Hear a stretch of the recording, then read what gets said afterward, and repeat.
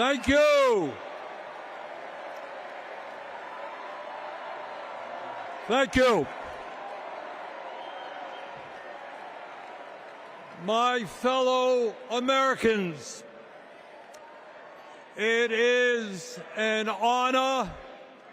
It is an honor to be with you tonight because we're laying the groundwork for Kamala Harris to become our next president.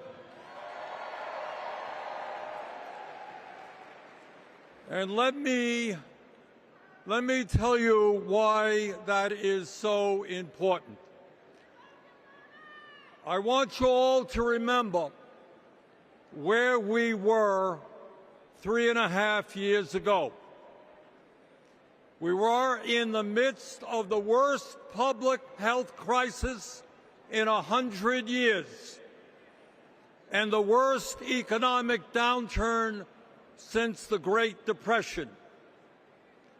3,000 Americans were dying every day, and our hospitals were overwhelmed with COVID patients.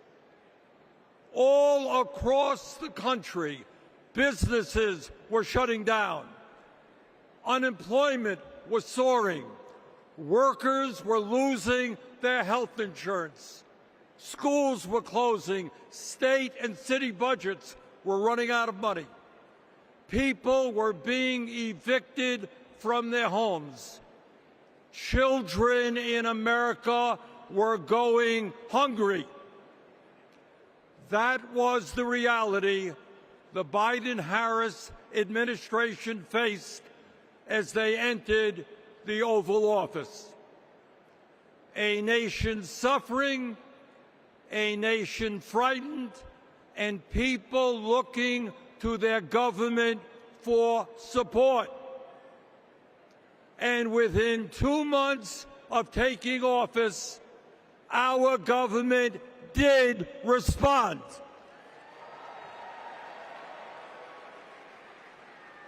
We passed the American Rescue Plan, which provided $1,400 for every man, woman, and child in the working class. We extended and expanded benefits for the unemployed. We provided emergency assistance for small businesses to stay open. We guaranteed health care coverage to tens of millions of Americans through one of the largest expansions of Medicaid in history. We provided rent relief and mortgage assistance, which prevented tenants and homeowners from being evicted.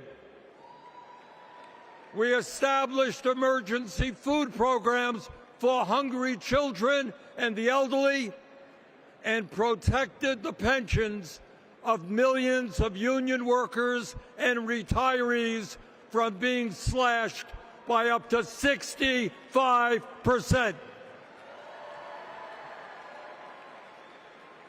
Oh, and by the way, we cut childhood poverty by over 40% through an expanded child tax credit. Thank you, President Biden. Thank you, Vice President Harris. Thank you, Democratic Congress. Now, I say all of this not to relive that difficult moment, but to make one simple point. When the political will is there, government can effectively deliver for the people of our country. And now we need to summon that will again, because too many of our fellow Americans are struggling every day to just get by, to put food on the table, to pay the rent, and to get the health care they need. Brothers and sisters, bottom line, we need an economy that works for all of us, not just the billionaire class.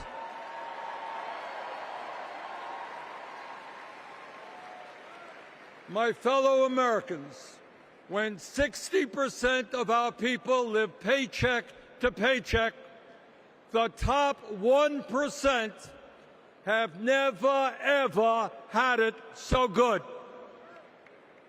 And these oligarchs tell us we shouldn't tax the rich. The oligarchs tell us we shouldn't take on price gouging. We shouldn't expand Medicare to cover dental, hearing, and vision. And we shouldn't increase Social Security benefits for struggling seniors. Well, I've got some bad news for them.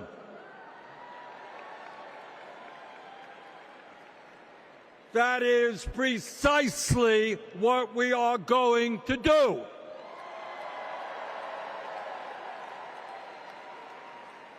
And we're going to win this struggle because this is precisely what the American people want from their government. And my friends, at the very top of that to-do list is the need to get big money out of our political process.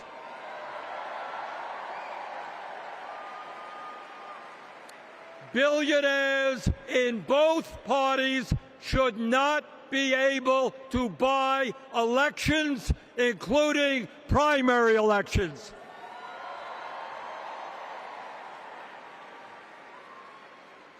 For the sake of our democracy, we must overturn the disastrous Citizens United Supreme Court decision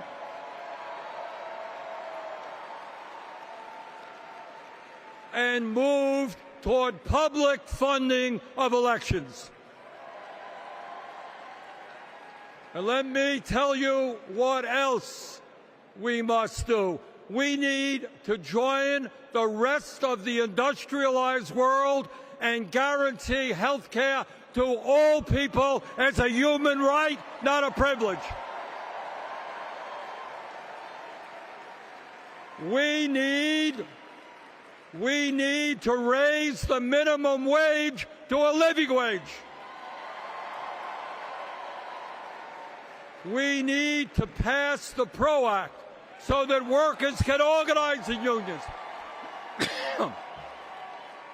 and gain the decent pay and benefits they deserve. We need to strengthen public education, raise teachers' salaries, and make sure that every American, regardless of income, receives the higher education he or she needs. We need to take on Big Pharma and cut our prescription drug cost in half so that we no longer pay any more than other countries. Joe and Kamala made sure that no senior in America pays over $35 a month for insulin. We need to make sure that reality is true for every American. I look forward to working with Kamala and Tim to pass this agenda. And let us be very clear. This is not a radical agenda. But let me tell you what a radical agenda is. And that is Trump's Project 2025. At a time of massive income and wealth inequality, giving more tax breaks to billionaires is radical. Putting forth budgets to cut Social Security, Medicare, and Medicaid is radical. Letting polluters destroy our planet is radical. And my friends, we won't let that happen.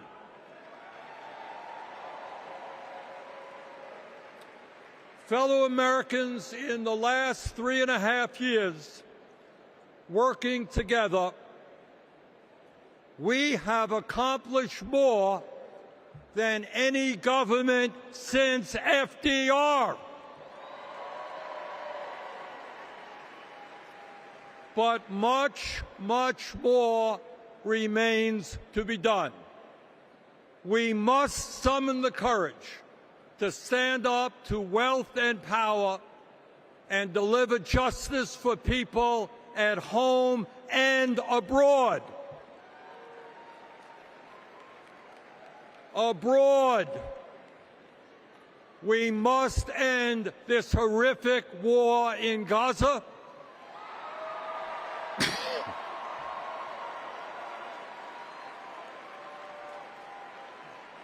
Bring home the hostages and demand an immediate ceasefire.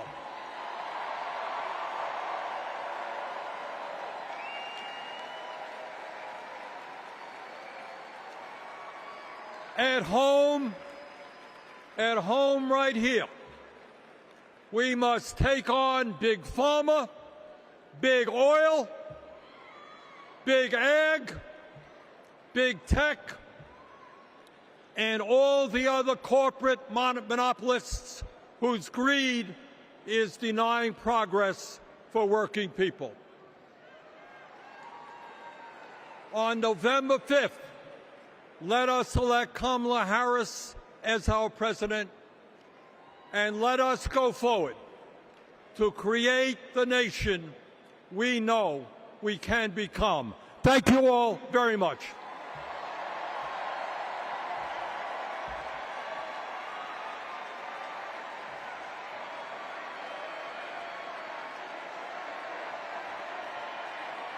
Thanks for watching our YouTube channel. Let Spectrum News be your resource for balanced, in-depth political coverage. And click the subscribe button here. You can also download our app and watch us on TV to learn more about the candidates, where they stand on the issues, and more. We'll see you then.